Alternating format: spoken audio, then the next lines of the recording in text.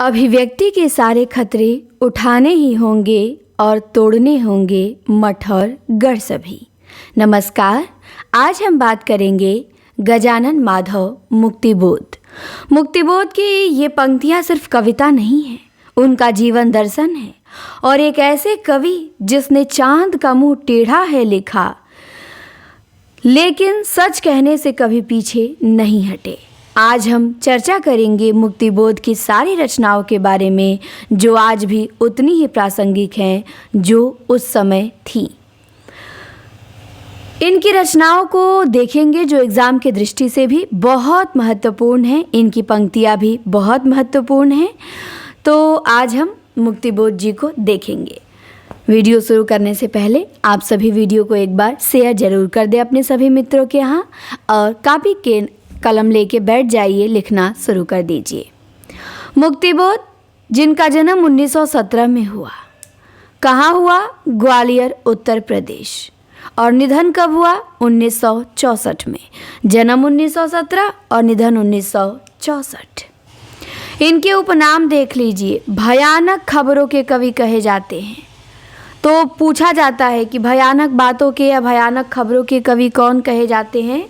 तो मुक्तिबोध कहे जाते हैं। फैंटेसी के कवि हैं मुक्तिबोध, और तीव्र इंद्रिय बोध के कवि हैं, आत्मसंवेदना के कवि हैं। तो ये चारों याद रखिएगा कि भयानक खबरों के कवि हैं, फैंटेसी के कवि हैं, तीव्र इंद्रिय बोध के कवि हैं और आत्मसंवेदना के कवि हैं। मुक्तिबोध मार्क्सवादी कवि हैं। मुक्तिबोध में फैंटेसी है, अर्थात एक जादुई कथा में आधुनिक जीवन अनुभव की अभिव्यक्ति है। तो ध्यान रखेंगे 1942 में मुक्तिबोध द्वारा प्रगतिवाद एक दृष्टिकोण निबंध में सबसे पहले प्रगतिवाद शब्द का प्रयोग किया गया। तो प्रगतिवाद शब्द का सबसे पहले प्रयोग मुक्तिबोध ने ही किया है, और अपने किस निबंध में किया है? तो प्रगतिवाद एक दृष्टिकोण में 1942 में किया है।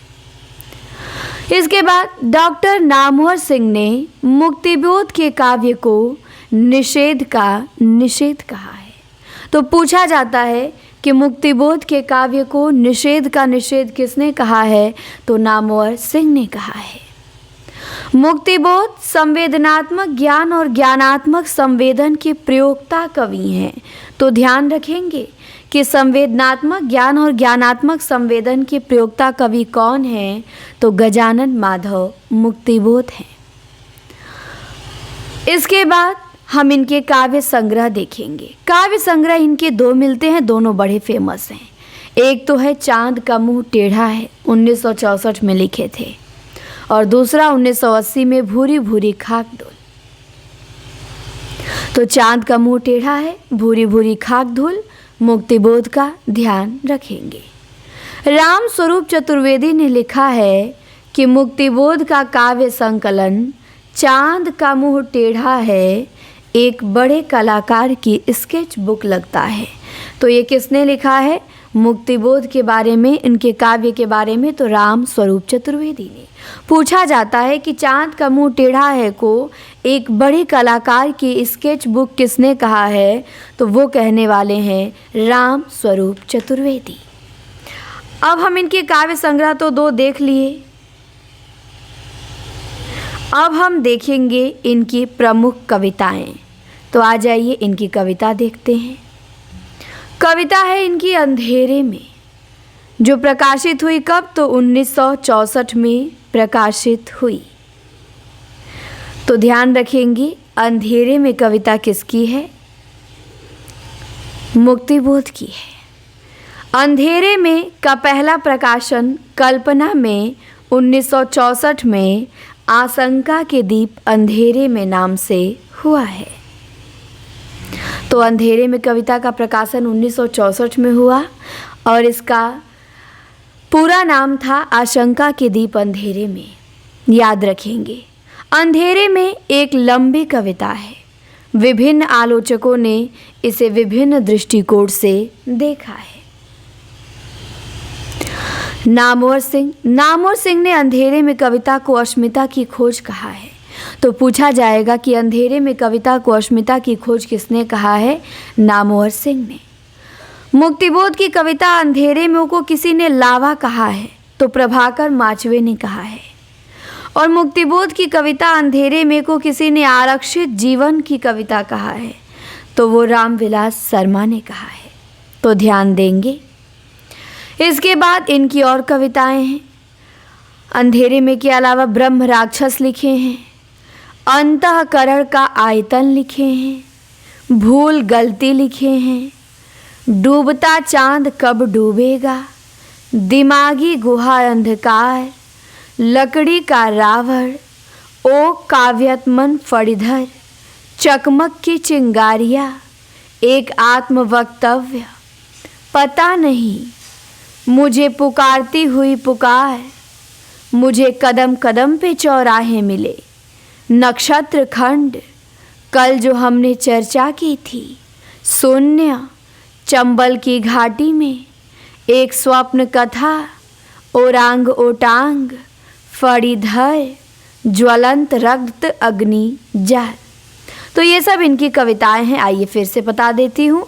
अंधेरे में ब्रह्म राक्षस, अंतःकरण का आयतन, भूल गलती, डूबता चांद कब डूबेगा, दिमागी गुहा अंधकार, लकड़ी का बना रावण, ओ काव्यात्मन फणिधर, चकमक की चिंगारियाँ, एक आत्मवक्तव्य, मुझे पुकारती हुई पुकार, मुझे कदम कदम पे चौराहे मिले, नक्षत्र खंड, काल जो हमने चर्चा की थी, शून्य, चंबल की घाटी में, एक स्वप्न कथा, ओरांग ओटांग, फणिधर, ज्वलंत रक्त अग्नि जाल। तो हमने मुक्तिबोध के काव्य संग्रह देखे, 2 हैं और कविताएं ज़्यादा लिखे हैं। इसके बाद अब इनकी आलोचनात्मक रचनाएं हैं 4 और चारों पूछी जाती हैं। ये बहुत इम्पॉर्टेंट आलोचनात्मक कृतियां हैं, इनके एग्ज़ाम में आ चुकी हैं, तो इन्हें आप ध्यान रखेंगे। पहला है कामायनी एक पुनर्विचार 1952 में।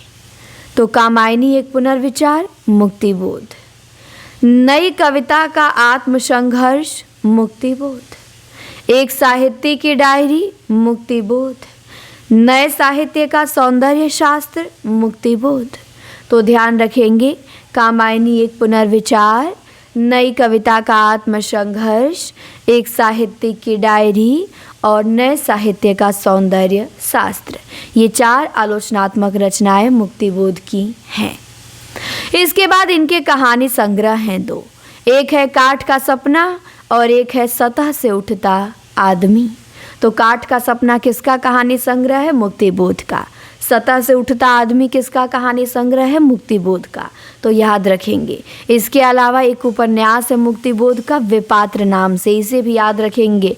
इनकी कहानी 2 है और एक उपन्यास है, याद रखना है। इसके बाद डायरी तो देखिए, यहाँ आलोचनात्मक कृति में एक साहित्य की डायरी लिखे हैं जो पूछी जा चुकी है। इसके बाद एक बहुत इम्पॉर्टेंट पॉइंट है कि इनकी समस्त रचनाओं का संकलन नेमीचंद जैन ने मुक्तिबोध रचनावली नाम से 6 खंडों में प्रकाशित कराया है। तो मुक्तिबोध की समस्त रचनाओं का संकलन मुक्तिबोध रचनावली नाम से किसने कराया? नेमीचंद जैन ने कराया, ये याद रखेंगे। क्लियर?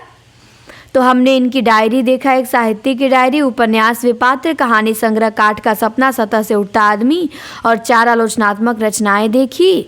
कामायनी एक पुनर्विचार, नई कविता का आत्मसंघर्ष, एक साहित्य की डायरी और नए साहित्य का सौंदर्य शास्त्र। इसके बाद हमने इनकी कविताएं देखी और इनके 2 काव्य संग्रह देखे। चांद का मुंह टेढ़ा है, भूरी भूरी खाकदोल। और चांद का मुंह टेढ़ा है को एक कलाकार की स्केचबुक राम स्वरूप चतुर्वेदी ने कहा है, और अंधेरे में के बारे में किसने क्या कहा है हमने ये भी देखा, और हमने इनके उपनाम भी देखे। अब बारी है देखने की इनकी पंक्तियाँ। मुक्तिबोध की हम क्या देखेंगे? पंक्ति देखेंगे। तो चलिए पंक्ति शुरू करते हैं। यहाँ से भी बहुत प्रश्न बनते हैं, इनकी पंक्तियाँ पूछी जाती हैं। इससे पहले आप लोगों को जानकारी दे दिया जाए, टीजीटी पीजीटी के लिए जो भी नए छात्र हैं कोर्स से एनरोल होना चाहते हैं, आप इस नंबर से संपर्क करके आगाज बैच ज्वाइन कर सकते हैं। आपको किसी भी राज्य में टीजीटी पीजीटी का एग्ज़ाम देना है तो कंप्लीट कोर्स बहुत जल्दी कराया जाएगा, और अभी हाल ही में शुरू हुआ है, जनवरी में ही फीस मात्र 999 है। अभी कल टेस्ट हुआ है, पेपर नंबर 3 हो चुका है, मॉक टेस्ट व्याकरण का हो चुका है, सभी का रिजल्ट भी बताया जाएगा। तो आप सभी लोग भी इसमें पार्टिसिपेट ज़रूर करें, आपकी तैयारी बहुत बेहतर हो जाएगी। और सारे PDF जो आपको पढ़ाए जाते हैं उनका PDF भी आपको ऐप पे प्रोवाइड कराया जाएगा। अभी शुक्ल जी की बुक से जितना प्रश्नोत्तरी कराया था सबका PDF भेजा गया है। अब बच्चन सिंह की बुक से कराया जाएगा 2000, उनका भी भेजा जाएगा। तो जो PDF चाहिए वो भी आप लोगों को भेजा जाएगा। और बहुत अच्छी क्लासें मिलेंगी, वन लाइनर का वीडियो मिलेगा, लाइव क्लास मिलेगी, आप यूथ व्याकरण सॉल्व करेंगे, थ्योरी पढ़ेंगे, प्रैक्टिस करेंगे, टेस्ट लगाएंगे, आपकी तैयारी में 4 चांद लग जाएंगे। तो यदि आप अब तक नहीं जुड़े हैं तो प्ले स्टोर से Hindi teachers academy app download करके आगाज बैच ज्वाइन करें। और मेंस एग्जाम देना है LT का तो लक्ष्य बैच ज्वाइन करें। या कोई जानकारी चाहिए तो इस नंबर पे व्हाट्सअप या कॉल कर सकते हैं, आपको जानकारी मिल जाएगी। जुड़िए, पढ़िए, आप ज़रूर बेहतर करेंगे। अब आती है इनकी पंक्तियाँ, तो पंक्तियाँ देखते हैं मुक्तिबोध की। पहली पंक्ति है कि हर एक छाती में एक आत्म अधीरा है, प्रत्येक सुस्मित में विमल सदा नीरा है। किसकी पंक्ति है? तो ये मुक्तिबोध की पंक्ति है कि हर एक छाती में आत्म अधीरा है और प्रत्येक सुस्मित में विमल सदा नीरा है। इसके बाद है ओ मेरे आदर्शवादी मन, ओ मेरे सिद्धांतवादी मन। तो ओ मेरे आदर्शवादी मन, ओ मेरे सिद्धांतवादी मन मुक्तिबोध का। इसके बाद तीसरी पंक्ति है कि बहुत बहुत ज़्यादा लिया और दिया बहुत बहुत कम। किसकी? मुक्तिबोध की। अब जिससे शुरुआत हुआ था, अब अभिव्यक्ति के सारे खतरे उठाने ही होंगे, तोड़ने होंगे मठ और गढ़ सभी। फिर लिखते हैं मुक्तिबोध कि कविता कहने की आदत नहीं है, पर कह दूं वर्तमान समाज चल नहीं सकता। तो मुक्तिबोध कहते हैं कि कविता कहने की आदत नहीं है, पर कह दूं वर्तमान समाज चल नहीं सकता। इसके बाद मुक्तिबोध लिखते हैं कि खोजता हूँ पठार पहाड़ समुंदर, जहाँ मिल सके मुझे मेरी खोई हुई परम अभिव्यक्ति अनिवार्य आत्मसंभवा। तो मुक्तिबोध लिखते हैं कि खोजता हूँ पठार पहाड़ समुंदर, जहाँ मिल सके मुझे मेरी खोई हुई परम अभिव्यक्ति आत्म अनिवार्य संभवा। फिर लिखते हैं मुक्तिबोध कि जो है उससे बेहतर चाहिए, उसी में संतोष नहीं कर लेना है, जो है उससे बेहतर चाहिए। फिर लिखते हैं मुक्तिबोध, बड़ी फेमस पंक्ति है, अब तक क्या किया जीवन क्या जिया। तो पूछी गई है मुक्तिबोध की, अब तक क्या किया जीवन क्या जिया। किसकी पंक्ति है? मुक्तिबोध की। फिर है कि सब चुप, साहित्यिक चुप और कविजन निर्वाहक, चिंतक शिल्पकार नर्तक सब चुप हैं। तो ये मुक्तिबोध लिखते हैं कि सब चुप, साहित्यिक चुप, कविजन निर्वाहक, चिंतन शिल्पकार नर्तक सब चुप हैं। इसके बाद पंक्ति है कि जिंदगी में जो कुछ है जो भी है सहर्ष स्वीकारा है, इसलिए कि जो कुछ मेरा है वो तुम्हें प्यारा है। तो मुक्तिबोध की ये भी बड़ी, इनकी सारी पंक्तियाँ पूछी जाने लायक हैं, सब ध्यान देंगे कि ज़िंदगी में जो कुछ है जो भी है सहर्ष स्वीकारा है, इसलिए कि जो कुछ मेरा है वो तुम्हें प्यारा है। तो ये सब पंक्तियाँ किसकी हैं? मुक्तिबोध की हैं। तो मुक्तिबोध की पंक्तियाँ ध्यान रखेंगे, इनकी रचनाएं याद रखेंगे, इनकी रचनाओं के बारे में किसने क्या कहा ध्यान देंगे, इनके उपनाम ध्यान देंगे। और यहाँ से प्रश्न बनते हैं। मुक्तिबोध ने प्रगतिवाद शब्द का सबसे पहले प्रयोग किया, प्रयोगवाद में तारसप्तक के कवि हैं, इनको ध्यान रखिएगा। मुक्तिबोध से प्रश्न इस क्लास से बाहर नहीं जाएगा। बाकी क्लास कैसी लगी कमेंट में आप लोग ज़रूर बताइएगा और शेयर करिएगा। चैनल पे नए हो सब्सक्राइब करिएगा। इस सीरीज की प्लेलिस्ट बन गई है रचनाकार सीरीज नाम से, तो वहाँ आप जाके देख सकते हैं। धन्यवाद, मिलते हैं नेक्स्ट वीडियो में।